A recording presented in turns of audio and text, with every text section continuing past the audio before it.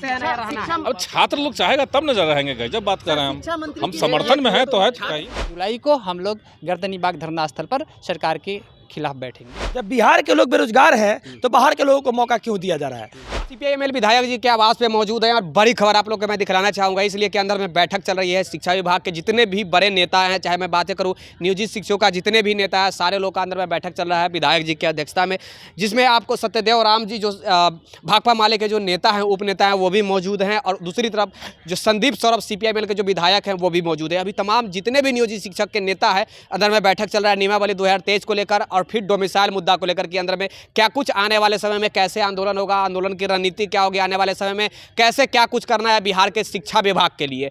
कुछ देरों बाद अभी बैठक जैसे ही खत्म होगी हमारी मुलाकातें होगी, यहीं पर हमारे साथ सत्यम जी से भी मुलाकातें हुई, हम बात करने का पहले प्रयास करेंगे, उसके बाद ही हम अंदर में नियोजित शिक्षकों का जो नेता है उनसे बात करने का प्रयास करेंगे कि वाकई में वो लोग युवाओं को भी सपोर्ट कर रहे हैं या फिर उनका कुछ अलग ही मांग है, ये भी हम बात करने का प्रयास करेंगे। उन लोगों का 11 तारीख से आंदोलन है, आप लोग का 1 तारीख से आंदोलन है। सत्यम जी, यहाँ पे क्या नौबत आ गई कि आपको आना पड़ा? देखिए, आंदोलन जो है लोकतंत्र की महापर्व है और 7-8 विधायक के पास हम लोग जा चुके हैं ऑलरेडी, और हमारी मांग ये है कि ज़्यादा से ज़्यादा मात्रा में विधायक लोग भी पहुँचे और साथ साथ में और सारे लोग भी पहुँचे ताकि आंदोलन को धारदार बनाया जा सके।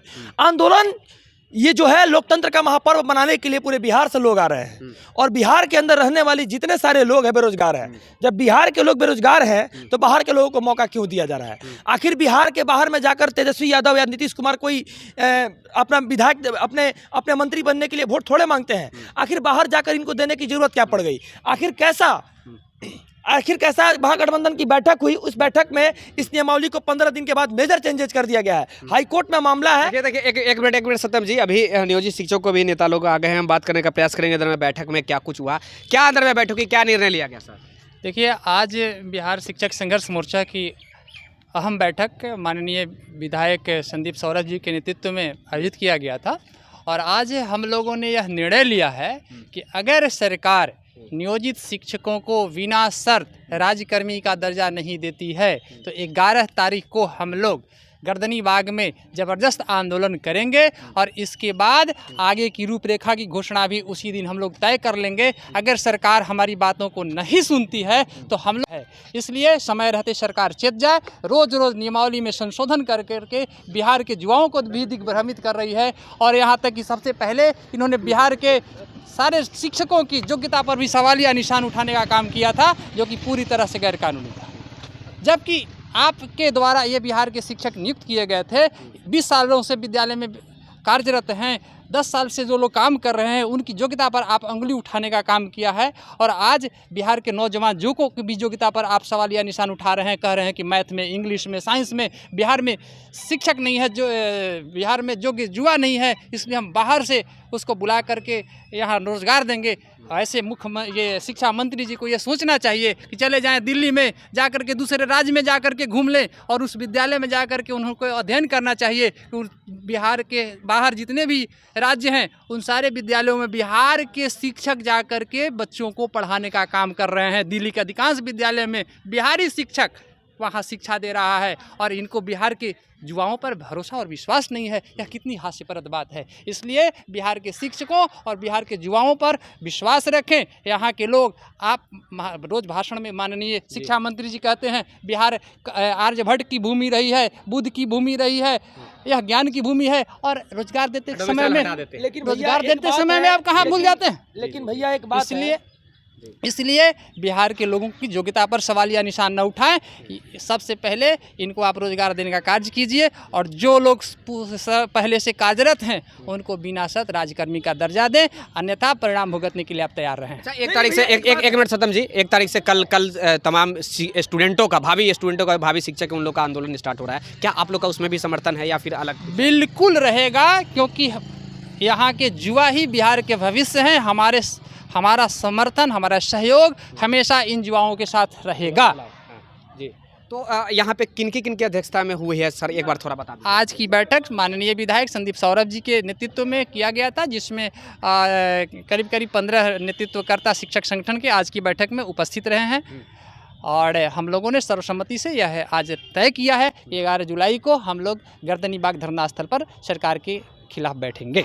यानी कि कल भी सपोर्ट। अच्छा, एक चीज हम बिल्कुल रहे। एक मिनट का देखिए, ये तमाम जितने भी शिक्षक नेता हैं, नियोजित शिक्षकों का शिक्षक नेता, उन लोग का आज बैठक संदीप सौरभ विधायक जो हैं सीपीआईएमएल के विधायक हैं, उनके साथ बैठक हुई है। दूसरी तरफ आप देख सकते हैं सत्येंद्र राम जी जो विधायक दल के उपनेता भाकपा माले के हैं, उनके साथ भी बैठक हुई, जिसमें काफ़ी निर्णय लिया गया कि किस प्रकार आगे की रणनीति होगी, किस प्रकार अगर शिक्षा विभाग नहीं मानती है, अगर बिहार के शिक्षा मंत्री प्रोफेसर चंद्रशेखर यादव, अगर नीतीश कुमार, अगर उप मुख्यमंत्री तेजस्वी यादव नहीं मानते हैं तो आने वाले समय में हम क्या करेंगे, उसके लेकर निर्णय लिया गया है। कल 1 तारीख से आपको फिर से मैं बता दूं कि कल 1 तारीख से बड़े पैमाने पर आंदोलन स्टार्ट है स्टूडेंटों का, और इन लोगों का भी समर्थन उसमें पुरजोर तरीका से रहेगा कि किस प्रकार इन लोगों को जो भी गाइडेंस करने के लिए गार्जियन के तौर पर ये लोग भी रहेंगे। और आने वाले समय में 11 तारीख को जो गर्दनी बाग में इन लोगों का बड़े पैमाने पर आंदोलन स्टार्ट हो रहा है, नहीं तो इसी बीच में सरकार कुछ अपना संज्ञान ले और इन लोगों की मांगों को पूर्ति करे। मुझे उम्मीद है कि सरकार इस पर कुछ न कुछ संज्ञान जरूर लेगी, अपनी मांगों को पूर्ति जरूर करेगी। कैमरा पर्सन पवन के साथ मैं विक्की गोयल, धन्यवाद।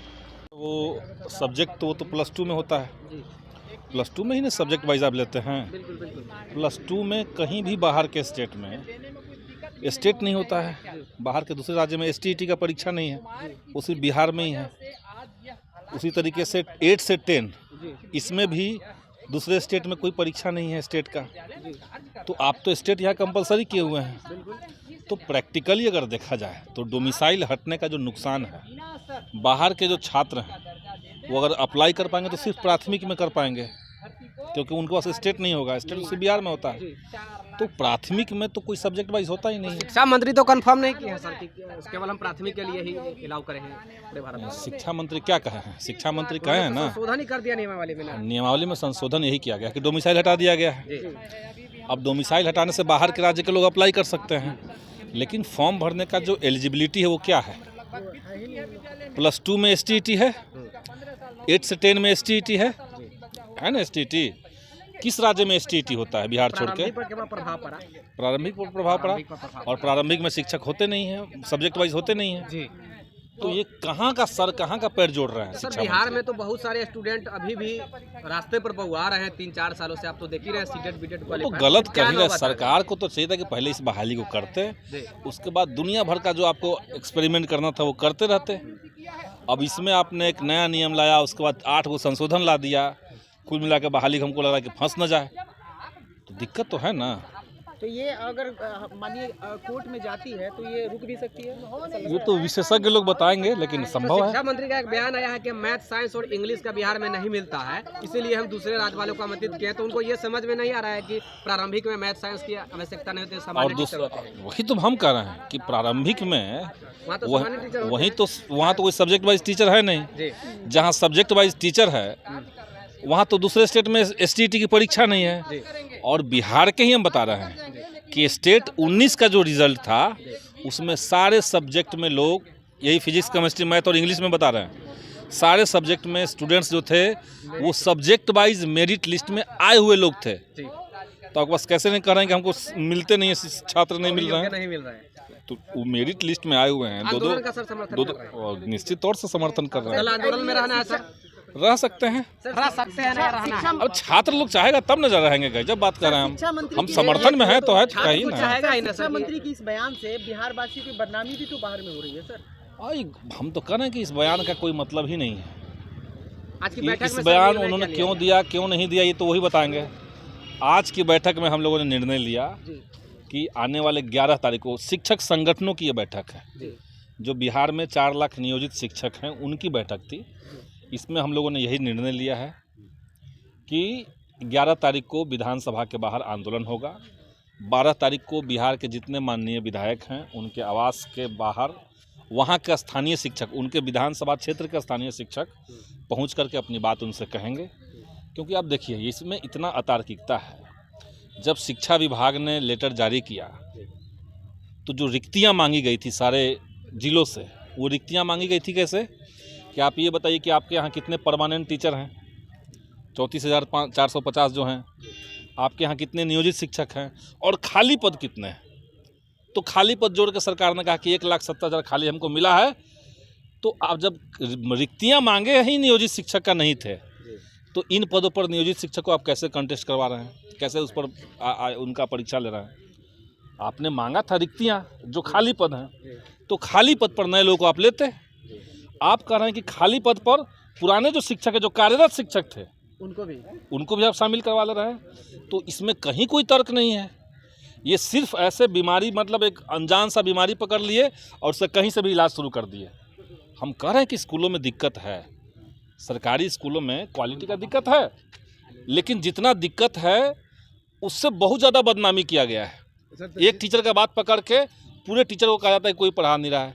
जब पढ़ा नहीं रहा है तो आपके यहाँ जब मैट्रिक का रिजल्ट आता है तो कैसे मुख्यमंत्री महोदय जो सीना चौड़ा करके बात कह रहे हैं, कैसे जब +2 का रिजल्ट आता है तो पूरा खुशी होता है कि भाई हमारे बिहार के बच्चे जो हैं वो इतना आगे बढ़ रहे हैं, इतिहास रच दिया। कैसे होता है ये?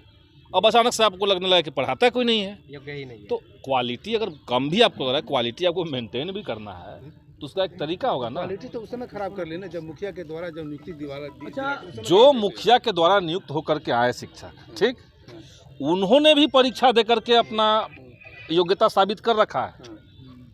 वो परीक्षा दे चुके हैं, वो ऐसे नहीं कि मुखिया द्वारा नियुक्त हो गए आप बैठे हुए हैं। 2012 के बाद तो सब कंपटीशन से आए हैं लोग, सब मेरिट बन करके आया है। 2012 से पहले भी जितने शिक्षकों की बहाली हुई थी वो लोग एग्ज़ाम दे करके पास हो चुके हैं। अब वो जीवन भर बच्चों का पढ़ाएंगे, एग्ज़ाम लेंगे कि वो एग्ज़ाम देते रहेंगे? तो ये तो शिक्षकों का अपमान है। सर एक और क्वालिटी बढ़ाने के लिए, क्वालिटी के नाम पे आप शिक्षकों का अपमान नहीं कर सकते हैं। तो सर कल के आंदोलन में आप लोग का क्या सपोर्ट रहेगा इन लोगों का? रहेंगे हम आंदोलन में। आंदोलन में कल कहाँ आंदोलन हो रहा है? गांधी मैदान गांधी मूर्ति रहेंगे। देख, हम तो हैं ही, मतलब कहने का बात है इसमें। हम तो पहले दिन डोमिसाइल अगर लागू है बिहार में, ये भी आपको हम बता दे रहे हैं। डोमिसाइल अगर लागू हुआ है, डोमिसाइल अगर लागू हुआ है बिहार में, लागू हुआ था, विधानसभा में वो मांग हमने ही उठाया था, ये भी आप जान लीजिए। बिहार जानता है सर, क्या तो डोमिसाइल हम ही लागू मिल करके करवाए रास्ते थे। पे उतरने से क्या लग रहा है सर, अब होगा फिर से लड़ना तो पड़ेगा, स्ट्रगल तो करना पड़ेगा नीतीश ना। कुमार जी को प्रधानमंत्री हम नहीं जानते हैं कि होगा कि नहीं होगा, तो क्या हम लड़ना छोड़ दे? आप तो सरकार के भिन्न अंग है, फिर भी आप सरकार के खिलाफ ही लड़ते रहते हैं। हाँ, तो उसमें क्या दिक्कत है? हम तो, हमारी पार्टी का तो यही घोषणा है। हम इसलिए ना कैबिनेट में नहीं गए। हमने तो कहा था कि भाई इस दौर में जो जन आंदोलनों की मांग होगी उसको सरकार तक पहुंचाना, ये इस भूमिका में हम लोग रहेंगे। एक सवाल और है, छात्र नेता हैं, उनसे उनका ये कहना है कि सरकार ये ढूल नीति अपना रही है जानबूझ करके कि ये चलते जाए और इलेक्शन के टाइम में ये कहने का हम तो मौका दे ही रहते, लेकिन विद्यार्थी खुद ही नहीं नौकरी। क्या उम्मीद लग रहा है कि इससे कुछ लग रहा है कि वापस फिर से डोमिसाइल नीति लागू? देखिए, हम लोग सरकार से मांग करें, सरकार पर हमारा काम है नीतिगत दबाव बनाना। और अगर समय रहते अगर ऐसा नहीं करेगा तो इसके लिए उसके ऊपर न्यायालय है, सड़क से न्यायालय तक इसकी लड़ाई लड़ी जाएगी, लेकिन हम लोग छोड़ेंगे नहीं, बिल्कुल नहीं।